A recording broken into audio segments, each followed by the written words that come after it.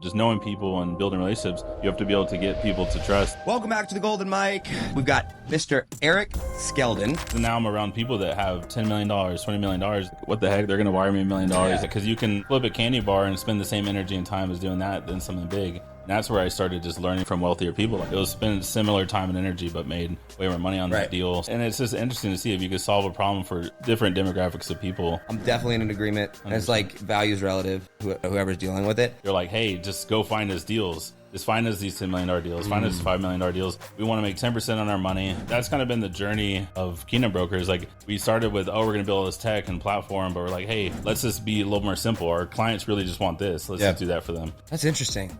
Wow. How do we build into where the momentum and the future is happening and create an impact? Welcome back to the Golden Mic. Today, we have another FHL episode. We are pumping them out, dude. My word. It's been fun. It's been fun. Today, for this episode, we've got Mr. Eric Skeldon, and we don't know each other that well, but we've crossed paths and like kind of connected and followed each other a little bit. So I'm really excited to sit down for a number of reasons. But Eric is he has the Eric Skeldon podcast or show. Same thing. Okay, Show. The Eric podcast show or Eric Skeldon show, and he focuses really heavily on impact-driven entrepreneurs. And way more cool than that, he's a dad of 6 kids with another one on the way. So that's awesome because I come from a big family as well. Kingdom-driven entrepreneur. He has a background as an Army Paratrooper and has built multiple different 7-figure businesses in media and in several other ventures that I'm sure we will dive into. And we're going to talk about a wide variety of things, but primarily, hopefully, we're going to talk about like tech and crypto and startup and how that plays into our worldviews and how we do business. So with that, Mr. Eric, welcome to the Golden Mic, man. Man, thanks for having me, Josh. Yeah. Wonderful Vegas. It's not the greatest weather, but it's crazy, right? The hotels are amazing, though. Does it rain in Vegas? Like, I didn't even know that was a thing until I woke up this morning. I was like, what the? How long have you been here, though? I think late last night. Oh, you got in last night? Yeah. Oh, okay, nice. So you haven't really had Vegas treating you anyway, except raining. Nope. Yeah. It's just like, welcome to rainy Vegas, but the food's been good. We tried this pepper meal place that was highly recommended, and it was like the coolest vibes inside. So nice. They do have good ambiances and experiences. Is this your first time in Vegas? First time, not first time, but first time, like my wife's first time that's here with me, but first time kind of, I don't know, I would say recently, staying for a few days.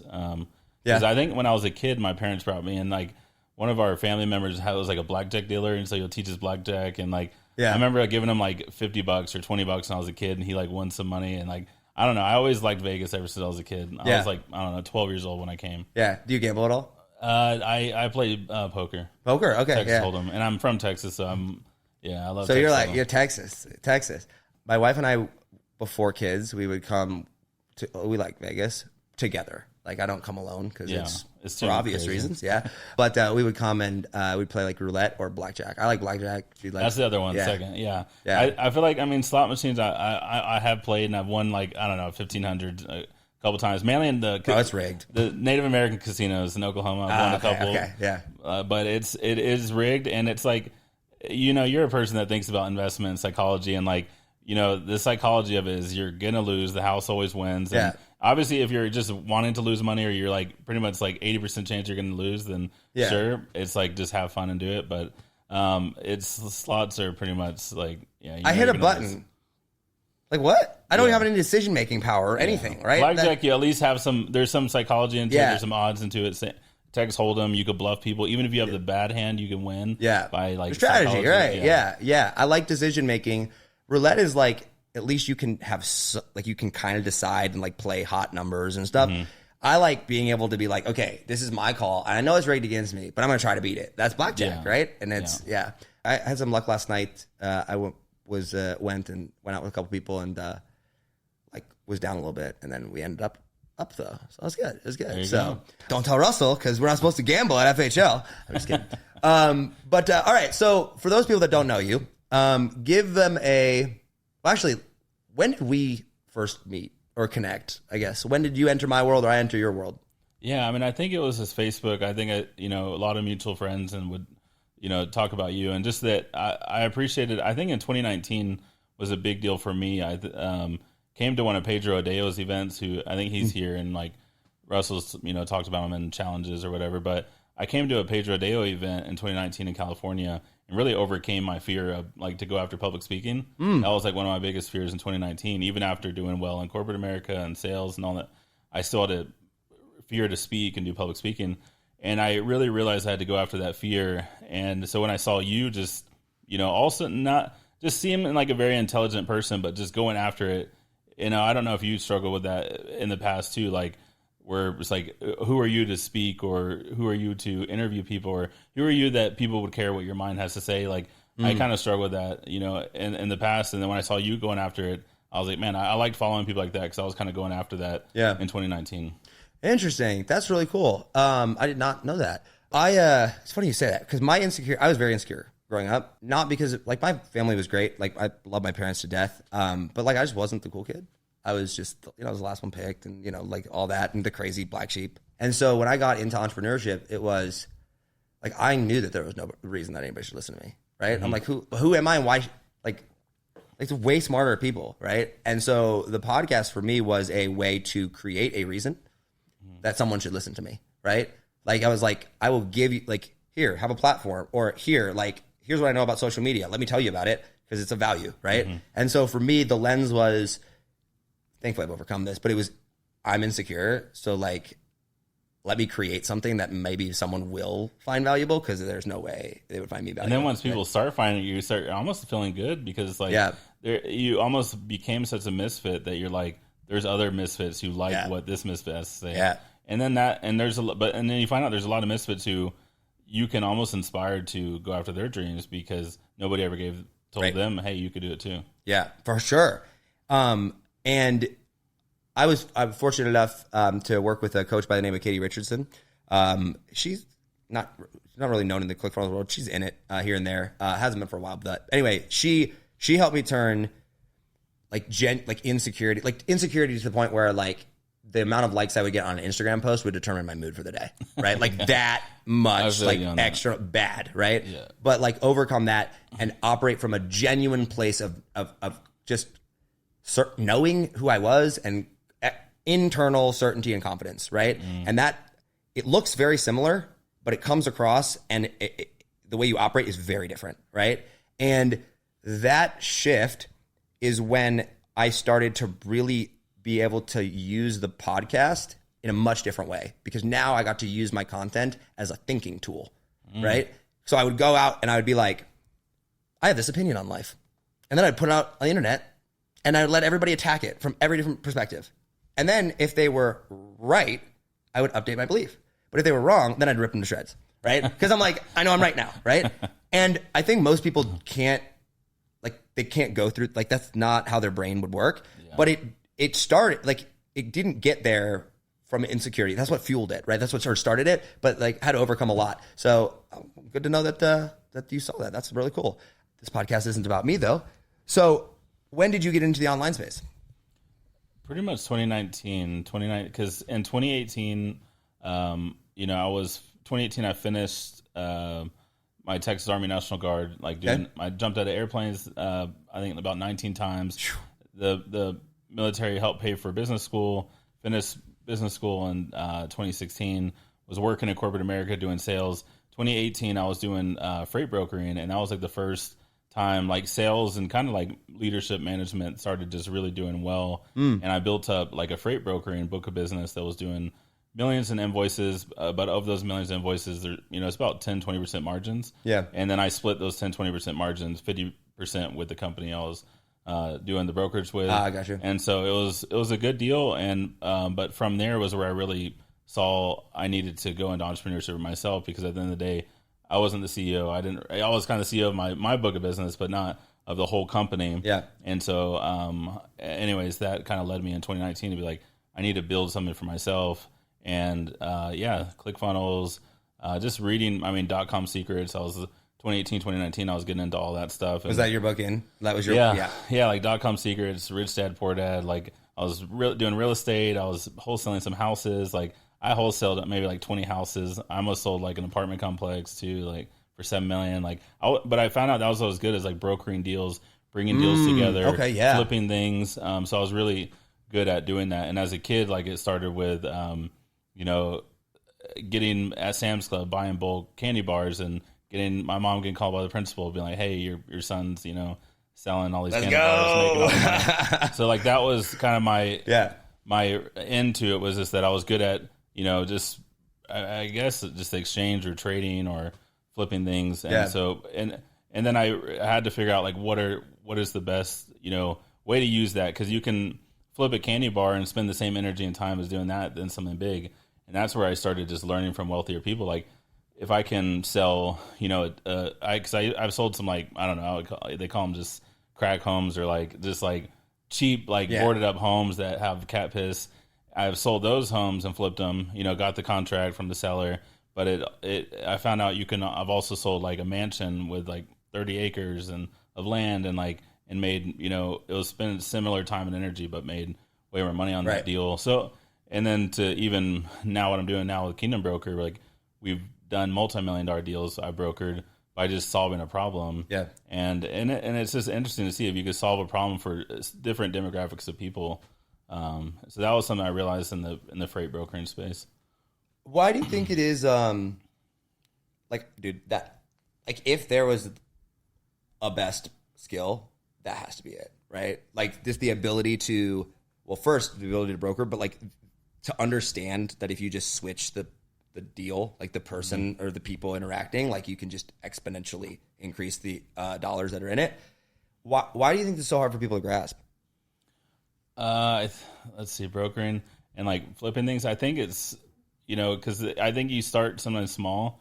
Because when I started small, it was even like doing affiliate. Like I was affiliate for ClickFunnels or Groove, or even like Pedro when I was affiliating for his stuff.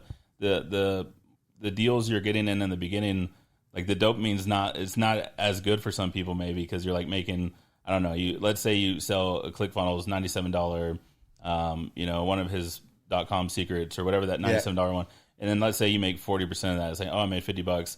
But if you're not like good at making it, or maybe you just sell it once, you make $50, like that's not enough to change my life or change my mind around it. So I don't think people get in it enough to actually get excited, and they don't see it through, because I had to affiliate for so much stuff, or even before getting into freight brokering, like I had to stumble across freight brokering to see like, oh, that was like, there's all this like billions of dollars supply chain. I can have a little piece of it. That's what really showed me the potential, I would say. And then I think, even I seen it in wholesaling. A lot of the wholesalers don't make it. 90% of them don't make it. The 10% do. So I think it's just, I don't know, like, consistency. Maybe. Why do you think though? Because like a lot of times I'll explain this to people, like, because I'm basically a sales guy. I mean, there's a lot more to it than that, but like that's the skill, right? And I'll explain to people, they're like, "How could you possibly charge $100,000 for something?" And I'm like, "It's the exact same thing you sell for $10,000, but you just sell it to someone with like way more to gain from it, right?" Mm-hmm. And it's like their brain can't even wrap around it. It's like, well, isn't that? Who's gonna?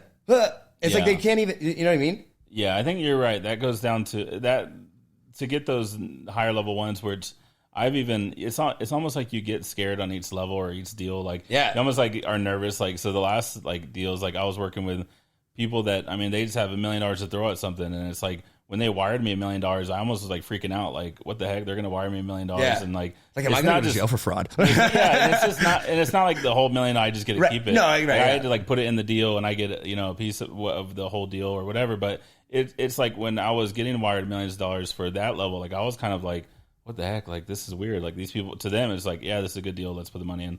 And but before that, I would say the confidence on each level up to where I was, selling a $40,000 house, that just was all boarded up in Kansas, so that was, I think each level you have to get the belief system, your own belief system, be like, hey, I am able to manage this kind of money, work with this kind of money. Like, and so I think it is a belief system thing, which a lot of us were told, hey, like, if you have too much money, you're going to go to hell, or it's like almost like your belief system around money. Like the Bible says a fool and his money shall soon be parted. Like, there's just a lot of people, like my grandma will just, any money she gets, she'll just give it away to charity, give it away to everyone.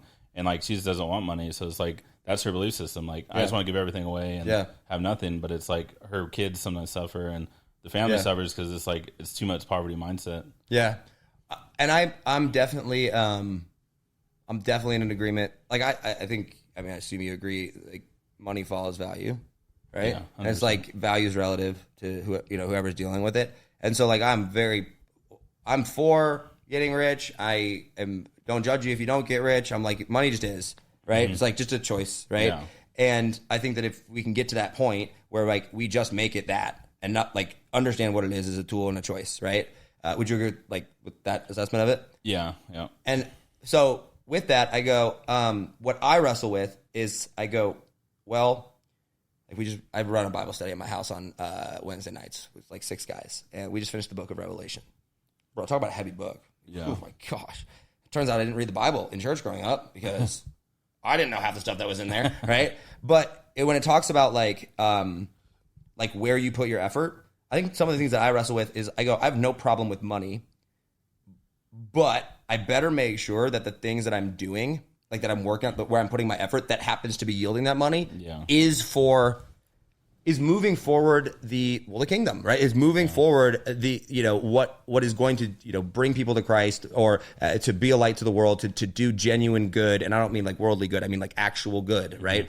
In the world. And that's something that I wrestled with for a bit, was like ask myself that question of like, is my business and is the effort that I'm putting out alignment, or putting me in a place where I can be aligned with godly character? Have you wrestled with that at all? Yeah, that's I would say the big thing, because I come from a Mexican family that struggled with the poverty spirit type thing, and then my dad's from Johannesburg, South Africa, and it's another different type of like poverty spirit, like cheap. Like, even though he had an MBA, worked for JP Morgan, like worked in senior finance, but he's the most frugal person ever. Like, won't spend money at restaurants, won't spend money like anyway, like just so cheap. And so I grew up on that from my dad, even though I was a very financial person.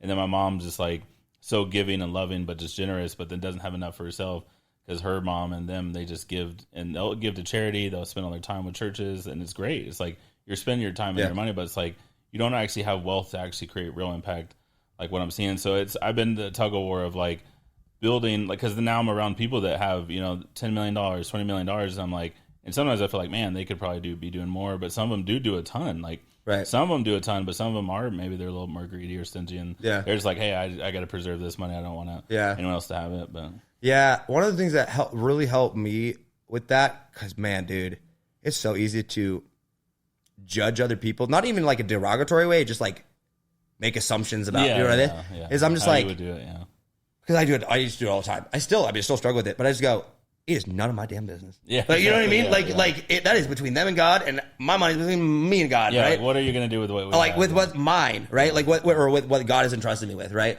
And so, having that frame around it, I think it can empower you to just like go, like just focus on doing things rather than looking at other people, right? Exactly. How did you ask them for advice too? Like some of the people that do have the money is like, hey, like how do you like manage like.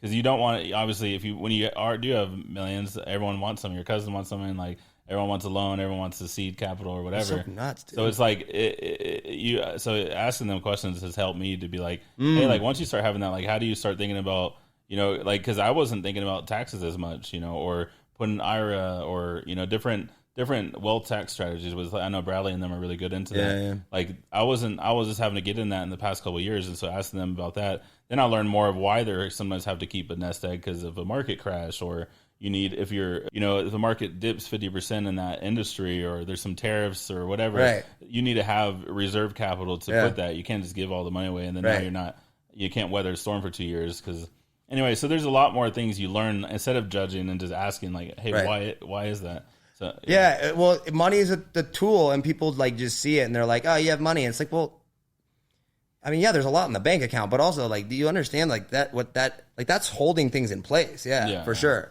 And financial education is just lacking, but hopefully Bitcoin, I'll just replace the current financial system and reset everything, and that'd be nice, but we'll get into that in a second. I am curious, how did you go from like, tell me about like Kingdom Broker, right? Yeah. Kingdom Broker, what is that, and how do we get there? Yeah. So it kind of, when I left the freight brokering world, I actually just got it in a dream. Like, I feel like God just woke me up. It's like kingdombroker.com. I went to namecheap.com, bought the domain. It was the first like premium domain, like, I don't know, $800 or whatever, $900 I put on a credit card. I was like, all right, I'm going to reserve it. And then later on, I pitched it to a lady who we have this like Lord of the Rings project, fantasy kind of movement. You know, I started learning about movements, and I built a movement. This is kind of a long story, but it's on the back of like the NFT wave. We built like one of the biggest Christian NFT projects called Kingdom Warriors. From that, we invested about $500,000 into like a Lord of the Rings, Chronicles of Narnia, our own type of IP and world art animation, and then it was like a live action film that we're still working on bringing to life fully. But we got Gimli from Lord of the Rings, the guy with the beard, and we got him to narrate the whole thing. Oh, no way! Be in it, yeah. Hey, so, that's cool. We have some really cool IP that we're going to bring to life one day, and I mean, it has thousands of fans and stuff. It's anyways. There's a whole deal with that. Obviously, the NFT market crashed, so all that stuff. But anyways, the IP and stuff, we're still like working on deals, and we're actually working right now with the guy who did Chronicles of Narnia, and he started a studio with 100 million. Walden Media, they did Holes, Chronicles of Narnia. Anyways, there's been a lot of God stuff that's even happened with that IP. But from there, I went into Kingdom Broker, or I actually had Kingdom Broker before that. But one of our ladies, and this goes back to relationship, just knowing people and building relationships. One of the ladies that was into that Kingdom Warriors project and helping us get the film off the ground, she was like, "Hey, I really like this Kingdom Broker idea," and she like sewed in $50,000 to like get it off the ground. And then from there, about a year later, it kind of we didn't find a product market fit for it. But a year later, I had a friend who started Public Square. Public Square is like the Yelp for patriotic, patriotic eBay or something. Yeah, I've seen this. Public Square, they IPO'd on the New York Stock Exchange. Donald Trump Jr. is on the board. So they had a lot of, I think they raised about 17 million or something. They had a lot of runaway. Anyways, one of my friends exited after that. And then I was talking to him about it and some other friends. And they're like, hey, let's get behind this and build kind of like a more kingdom focused, like 1 to 5, 1 to 10 million. You hear what like Charlie, what is it, Sanchez Cody Sanchez and like Kyle Malian and all the, it's talking about baby boomer, these businesses, these small kind of boring, stable businesses. The idea was we would build a platform for like more like kingdom investors or just like patriotic kingdom investors. And then, anyways, long story short, we raised about $350,000 in equity for it. Once we got the founder of Pray.com on board as well. They raised $36 million at Pray.com. They got 16 million downloads. He came on board and started advising us, and kind of just speaking to the project. And so a lot of throughout that period though, AI started just booming and everything started like pivoting. And this is kind of like what I've learned. You always got to pivot, and kind of that's why you need capital and that's why you need money, because during that whole pivot of AI, the investors in the market was like not wanting more tech, because all the tech, 80% of the tech that was developed turned into like nothing. And like AI is changing up everything, how we develop the Copilot, how our developers are working. So long story short, we decided after talking to investors about our idea and what we're trying to build, we really found out they just want, instead of us building a platform for the next biz buy sell for Patriots or whatever, they're like, hey, just go find us deals. Just find us these $10 million deals. Find us $5 million deals. We want to make 10% on our money. And then I was like, wait, like all you guys want is me to just help you make 10% of your money with good deals. I was like, and then that's kind of what started. That's what we did. So like the last deal we put together was like a $7 million deal. We raised $7 million and put it towards actually like a deal in Switzerland. And so like that's kind of been the journey of Kingdom Brokers. Like we started with, we're going to build this tech and platform, but we're like, hey, let's just be a little more simple. Our clients really just want this. Let's just do that for them. That's interesting. Wow. So like, what's your business look like? Like operationally, like it's pretty small. Like we have, a couple admin and then 3 co-founders. Because that's what it sounds. It sounds like that's what it is. You're just, I don't want to say middleman, because it's more than like. There's a lot more in it than just. I get that, but it seems like it's a relatively simple business. Yeah, but it's like, but you have to know how to do it. Like you have to be skilled at it. Yeah, you have to be the person to go and like build a. Like for instance, a deal in Switzerland or a deal. You have to go and scope it out, vet it out, make sure it's a legit deal, make sure all the stuff, and then from there, like you have to be able to get people to trust. Like, hey, here's why we're going to do this deal. Here's the thesis. Here's the risk. Here's the pros. And then you need to find the people with $5 million to put in it. And so it's like, it's even whether it's almost like, I would say the next phase of getting into this type of world, it would be, which we have one of the fund guys here, but it would be to set up a fund for specific deals. Yeah, like Bridger Pennington. Yeah, like, hey, we're going to set up a $20 million fund for X. Here's our thesis, and you spend $30,000 for a fund. So like that's the next stage of it. We were kind of on the stage where we just did it through simple promissory notes. Hey, this is the deal. You send our company a promissory note. We'll do the deal, and then here's the the interest you're going to get. Is this like primarily businesses that you're buying? This one was businesses, but this one was a kind of one of the biggest deals we've done was like an investment into another business. Okay, but like still in the business. It's not like you're buying like land. It's businesses that are generating good returns. Stuff like that. That makes sense. I do. I want to geek out with you actually because like I got some questions because you might be one of the few people I've talked to recently that might actually have some accurate thoughts on this. Is I conceptually understand the world of like capital raising and like I've gone through some of the Bridger stuff, gone to the events. So conceptually, right? I've not done it to that, and I'm very good friends with Brad. And I've had a couple people approach me that are like, "Hey, do you want like?" We should do a fund or like whatever. And I go, I have zero problem with it. I'm like, love the world. And I go, I don't know, man. The more I look at blockchain and crypto, as I go, your whole world is about to come crashing down and most people don't even know it. Right? Yeah. So like, to me in crypto, let's split. With blockchain, Bitcoin and crypto, right? Like those three buckets, right? And most people don't know there's a difference between Bitcoin and crypto, but whatever. You have like the finance aspect of like Bitcoin. And that is the one that I think most people focus on, like front facing. It's like Bitcoin, right? But then you also have blockchain and smart contracts and like tokenization of assets and like decentralization of power and like the whole, like the literal world, the whole structures that make everything up are about to come apart. And I don't know when that's going to happen, but it's already happening. Like the CEO of BlackRock is out there going, hey, we're in the process of tokenizing our $11.6 trillion worth of assets, right? Exactly. And Elon's out there being like, I want to put the Federal Reserve on the blockchain. And I'm like, am I the only one like that is reading? You know what I mean? Yeah. It feels that way sometimes. Right? So like, how do you see, I guess the first question would be, do you share the sentiment that, or the belief that the technology that is like the blockchain technology and smart contracts and tokenization and all, that it has that level of transformational capability? Yes. Yeah. It's going to change everything.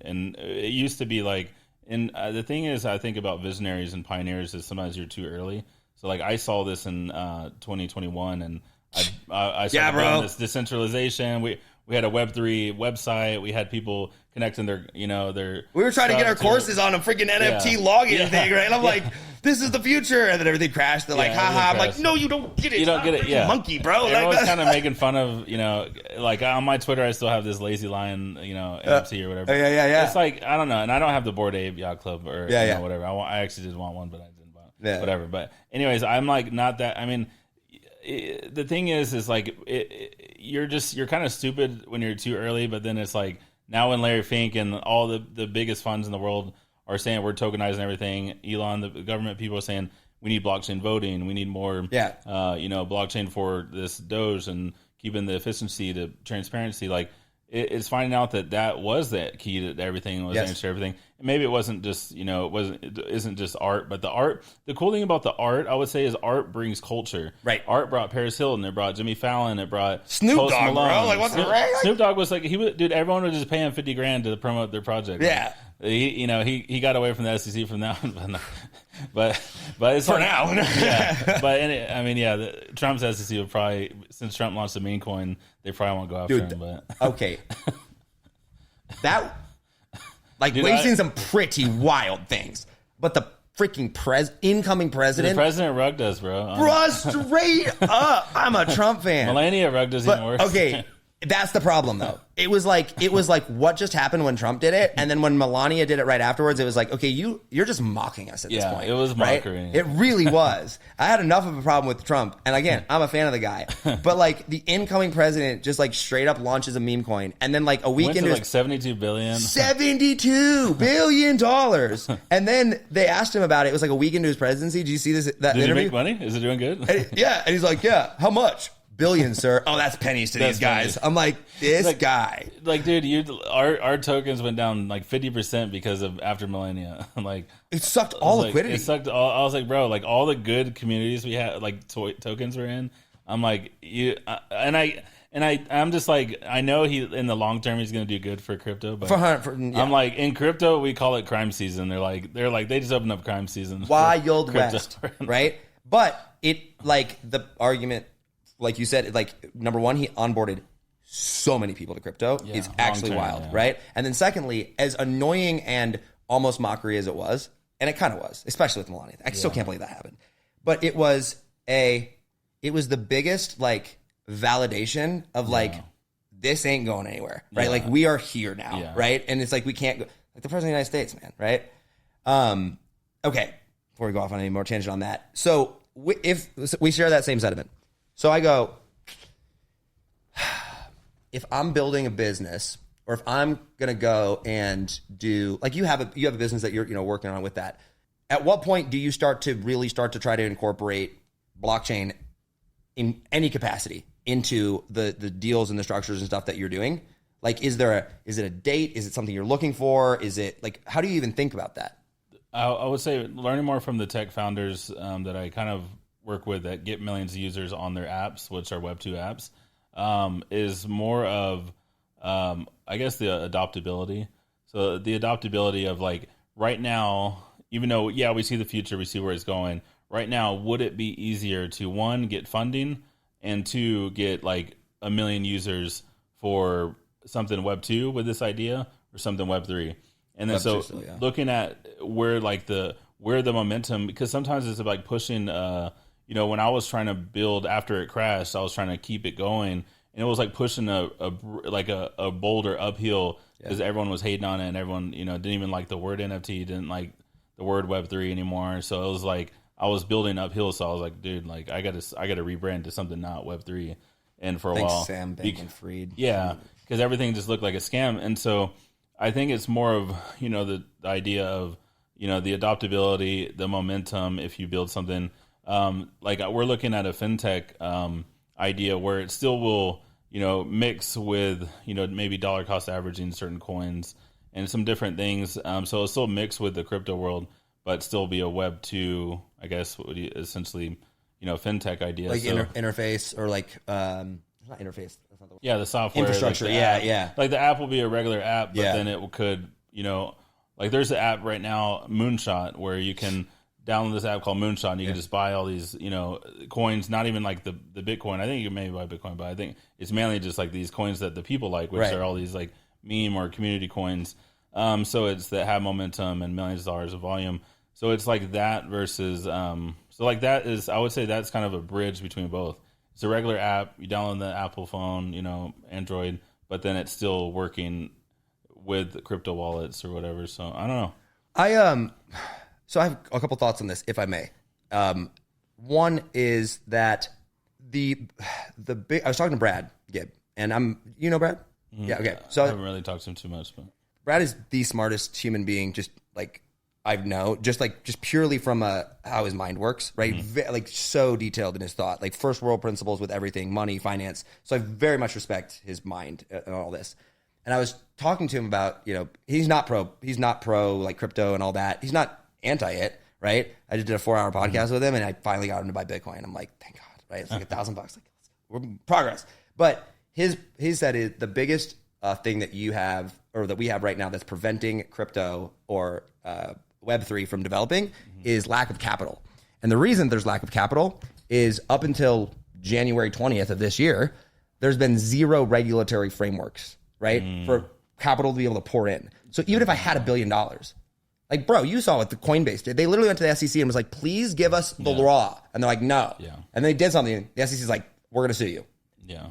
That's insanity, right? Why would anybody put billions of dollars going uphill? Which, yeah, and that goes back to that's it right now. So right now it was, because I remember even in the space right before it crashed, like people were getting 20 million, 50 million projects that were getting like, because we did like $1 million and whatever revenue, but projects that were doing, kind of similar to ours that were getting 1 million, 5 million, 10 million, like in launches, they were starting to get the capital because they had the users, they already had millions in demand, and they were getting 20 million, but they couldn't do anything with it because one, the business model, we talk about like MRR and stuff in the marketing world and business world, the MRR of NFTs, there was nothing new to sell. Once you're sold out, you're sold out. Like, how do you make money? Right. There was nobody thought about that. They were just like, oh, on the royalties, we're going to make money on royalties. It didn't work. Like, right. Well, but like, because there's no infrastructure. There's no laws. Yeah. Like, there's no laws, regulatory oversight. So like millions, who cares? We're talking like, we need trillions, right? Yeah, but you're not going to get trillions or even hundreds of billions or tens of billions without a regulatory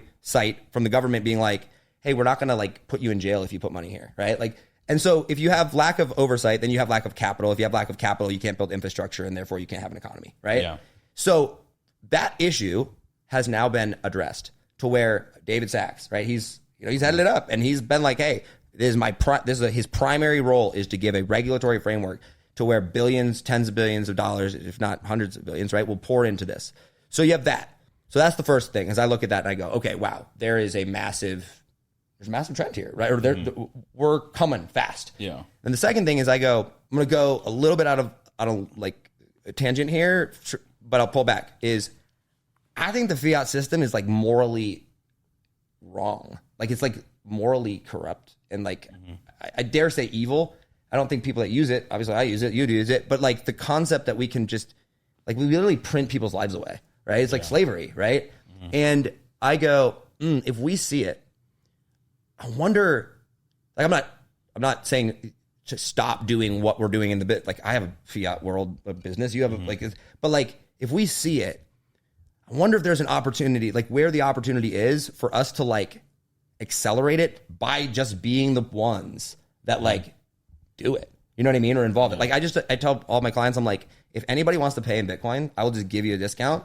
And I'm like, if anybody wants me to show you how to set up a wallet, I will. Like it's a little thing, but I'm just like anything I can do. Right. Yeah. And I don't know. No one knows, but I'm just curious your thoughts. Like how far are we, do you think, before there's like the boom? Like we just got off the Mayflower. We have one city to now we're like building colonies across America. Right. Yeah, I've been researching a lot in this latest wave and like kind of dip we're in before this next, I don't know. And I still believe there's gonna be an alt season or like, obviously still a Bitcoin boom and then ETH, Solana, and some of these, alts. You think we'll get one? We're gonna have another, in 2025. I think we're gonna see one. Right now, we actually saw in a lot of coins like a 50% correction, and like Bitcoin has stayed. Obviously, there's like 96,000 staying good, but it's the rest of the coins have seen like a big correction, which I think, anyways, veering off that, I think so 2025, which is the next 4 years, like 2029, I think 2029 is when we're really going to see just a lot more of the, like that wave is going to be so strong because all the infrastructure over these next 4 years, like what Bradley's saying, like we need the infrastructure. So the next 4 years is the builders that are rising to bring the infrastructure. The money's coming in, like Andrew Howowitz, I don't know, is it Andreessen or whatever? Yeah. Whatever. Mark Andreessen or yeah. And then Coinbase is, they're investing, their Coinbase Ventures, they're investing a ton of money into all these founders with great ideas and to bring infrastructure. And then, I mean, the infrastructure is being laid out. The legislation takes time. So the next 4 years we'll have the legislation. And so I'm very hopeful that it's going to be quick. Like, I think we'll have a pretty good regulatory framework in the next 6 months. Yeah. So yeah, in the next 4 years, the builders are going to happen. Like every day, like with AI, we're seeing like there's a coin Wisp I hold, which is like the PayPal of blockchain. Like it's like it's like the next PayPal. I mean, whatever. You just anyone with the X account, you can just send the money, and it's like the tech is just really cool. So the tech we're seeing right now is amazing. And then on top of that, the what is it? Just as the infrastructure is on there on like what you could do, because before it was this. It was the SEC was kind of the problem. It was like not kind of, because everyone was scared. Everyone was scared to launch a coin. Even billionaires like Andreessen they just recently, now that they can speak freely about it, they recently were just saying like, dude, we were like all the FDIC was going after all of our companies. They were shutting down the bank accounts. It's literally debanking these people. The people who had $50 million in seed funds were getting debanked. Like usually it would be like, like the person that's so like, insane. I'm a podcaster with 1 million followers, but I'm like kind of like broke, or I'm like very just like surviving on, you're surviving on your community to support you. They're getting debanked. Nobody cares. But these were like companies with like $20-50 million in capital from these, these big firms. And then these people were representing them like, no, you're not going to screw my founder. Like I back this guy. Like we're going to get him. So like that was the uphill battle that we were having to go through for even, let alone like a project like myself that, we brought in $1 million and then we had to put in 800,000 back into development. And then, so we had no money for legal or for like, if we get, and Stripe was canceling us, and even with the Web3 stuff we were doing. So that was the issues. That was just like, it was just so hard to build that it was almost like stressful. Yeah. It's like too stressful to build in that environment. Yeah. Cause it was basically like walking through a minefield. Yeah. Right. And it was like, if you did get through and there was like one or two that did, like everybody else died. Right. Like Kraken and Coinbase made it. Crypto.com made it. Yeah. Yeah. Coinbase, thankfully, like that's the only one I really trust, honestly, from an exchange standpoint. Brian Armstrong is really smart. He's a smart dude. Yeah, I don't get the hate for him. Like I see a lot of like. I think it's because I can get in. There's a lot of. I mean, I'm like deep right now into like the, I don't know, crypto Twitter and just like all like they call it the trenches, but just like why the people. But and going back to like how everything has survived, it's the same way as underground church survived. It's like even though you can't do it. Guess what? The Bibles are still getting passed around. Yeah, right. People are still sneaking in house churches. People are still sneaking, praying for each other. So that's how it's been surviving. Like Phantom Wallet, the government didn't shut down Phantom Wallet, MetaMask, anything where you own your own keys, you have your own private key, have your own seed phrase, you have your own wallets, you could send money to people. So that's what the power of decentralized technology is. Nobody could, even if they did say you can't do it, guess what? We could still do it. Right. Like, even if anyone so insane. People are like, oh, Bitcoin's a scam. I'm like, yes, the ability to literally do what you want with your money and no one can tell you otherwise, even if the government was like, no. You can be like, screw you, actually, right? Is that what got you into crypto?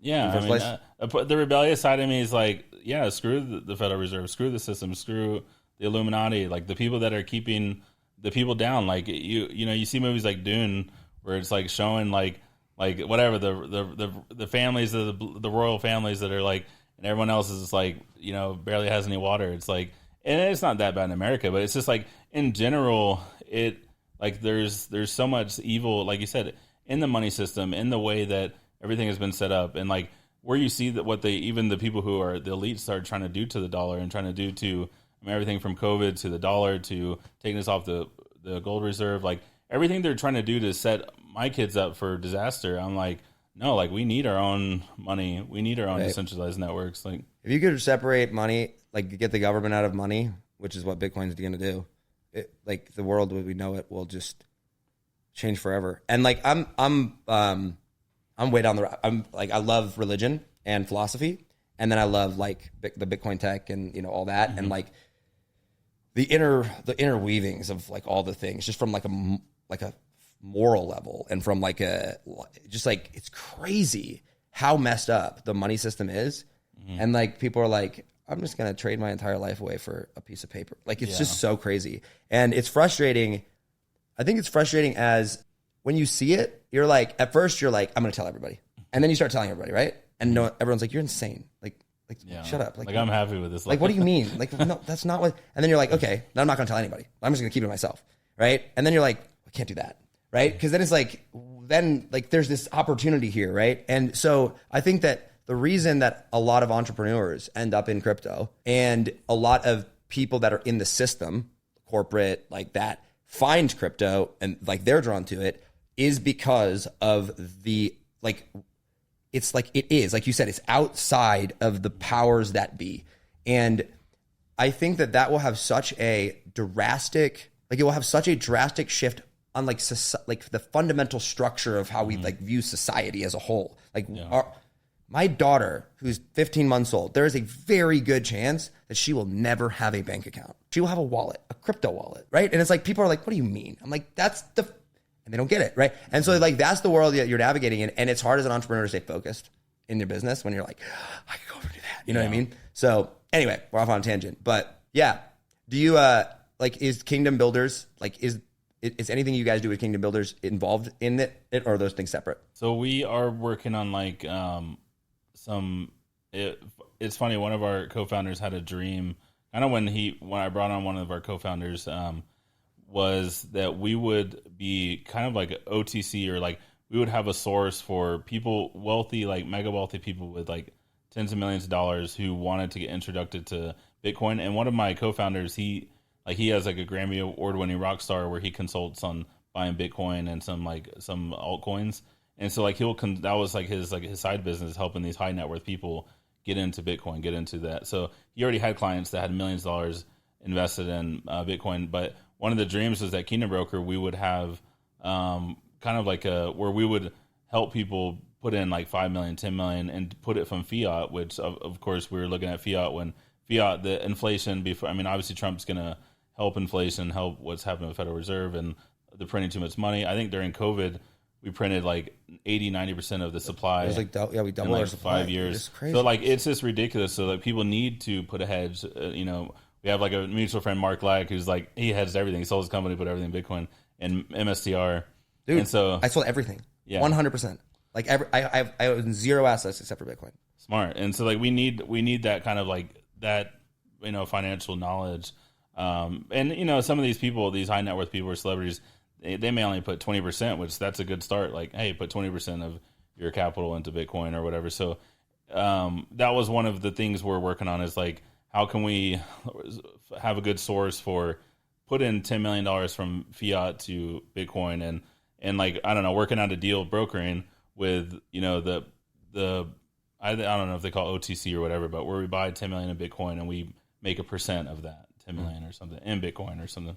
So we're working on brokering deals like that.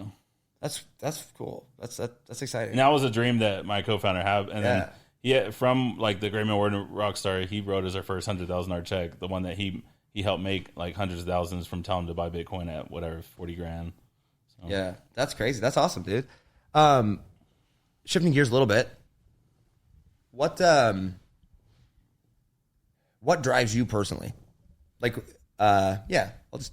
what drives you personally?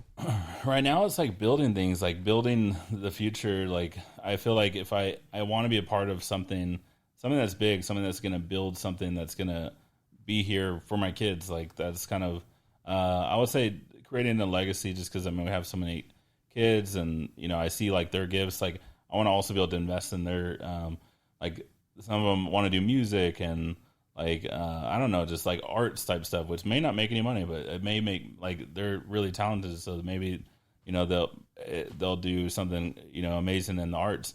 But like, I want to be able to just be in a place to just like invest in their dreams, like without whatever, if it becomes something or not, like invest good money into the dreams they want to do that are, creative.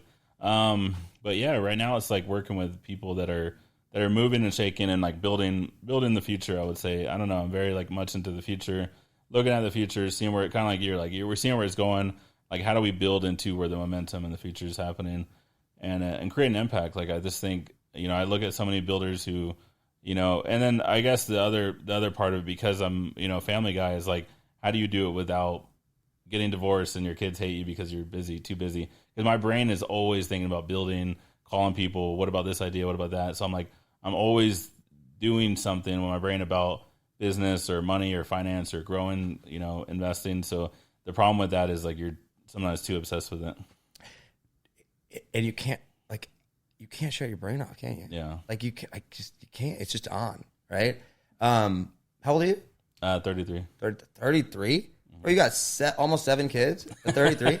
What's that like? I don't know, man. My house is just full of princesses, like princess. What's warriors. the girl, boy? We want 5 daughters, and we finally had a son. So we have a 1.5-year-old son, Enoch. He's awesome, and yeah. So you were girl dad for 5. Yeah. So it's a lot of estrogen, a lot of crying and fighting, and like fun and. That's cool. I got 15-month-old, and one on the way. It's not public yet, but by the time this is published, hopefully. Oh, yeah. Congrats. So, and another girl. Yeah. So we'll be girl dad times 2, and that's exciting. That's a lot of fun. Girls are the best. I mean, they've really, because of the military, and like both my grandfathers served in the military, and just kind of like those kind of like I don't know, more like strict men type figures. Like, yeah. I was like thinking, I was like, oh, I'm gonna have a son. He's gonna be like some, whatever, like army type dude doing push-ups or whatever. And then you have daughters, and God just shows you like just like how to be like, I don't know, you're just like a teddy bear, like. And then I feel like she has my heart. Yeah. She's like 15 months old. I'm like, I posted a picture on Instagram over the other day, and I went, I'm in trouble when she starts asking for stuff, man. Like, I can't say no now. She's, but yeah, melts your heart. Like, totally just different. It's really, really cool. Yeah, kids are cool. What's your wife think of all your stuff, like business stuff? I've been integrating her more into it because, I mean, she has more of the emotional intelligence and, just the good, I don't know, advice and wisdom. And so I just try to involve her, as much as she wants to be in it and like getting advice. We're not like Alex Ramosi and his wife where they're just like, yeah, but that's a whole. I don't know how to work like that, but it's like she's definitely more, just keeps like hospitality. Like if we have people over, like flowers and food and making a fun environment. And like when I'm with people with her, like people like me more just because of her personality. Because I'm kind of just like I just nerd out about like nerdy stuff, and she's actually more like personable. Yeah, that's good. My wife, similar, like not involved in my business at all. Very supportive, very. But I always say I use her brain a lot, right? So I'll take things that I'm working on, and I'm like, I need you to like process, like here, give me, because her brain is so wired so differently, and like that's been a really cool like thing to figure out that like that's a tool, right? Yeah, and having that different perspective. Like just this, like simple things. Like she just reminds me, like I want what's best for people. I genuinely do, right? I'm not trying to be rude, but like my tone, sometimes I'm an asshole, and I don't even try to be, right? Mm-hmm. And it's like she's like, that is like hold the mirror up. Like she's like, that is your issue, and I'm like, really? And then you change those things. I'm like, whoa, what else can you do, right? And like being able to integrate that it's been really, really cool. I mean, I'm a traditional, much more traditional. I'm sure you are as well, as far as like husband and wife roles and things like that. And, but like seeing the power, like she's powerful, right? You know what I mean? Yeah. And like really, truly. And that's been really cool for me to experience. Yeah. So, and then my wife, she wants to like one day have like a flower shop by the beach or something. So like, and that's like our wives would be friends, bro. So it's like, and also it helps you get in, more into like, thinking like, man, how do I make that happen? Or like, what position do we need to do to make it where we just buy a flower shop and like, and really like create. Yeah, for sure. That's cool. I'm glad to know that family and kids and stuff is so much a part of your life, dude. That's awesome. Okay, well, we got to wrap it up here shortly. Is there anything else that like you wanted to share about anything or like anything you think that people should know? I know you got your podcast and you've rebranded. Recently rebranded. Tell me a little bit about that and what the vision is with that. I love podcasting. Can you tell? Yeah, so it used to be like the Divine Advantage, and we were interviewing, kingdom founders, and a lot of them had covert businesses actually, like doing most random stuff, like, like solar businesses to just like manufacturing. Like a lot of them were people that were kind of underground, but they just had like businesses that did 10, 20, 30 million a year, and like, and just businesses that were bringing kingdom principles in it. And then also like that had like divine strategy, like, hey, like this business, we're having an issue, and they had to get divine strategy for the solutions. Because the whole idea is if you are connected to the creator created everything, knows everything.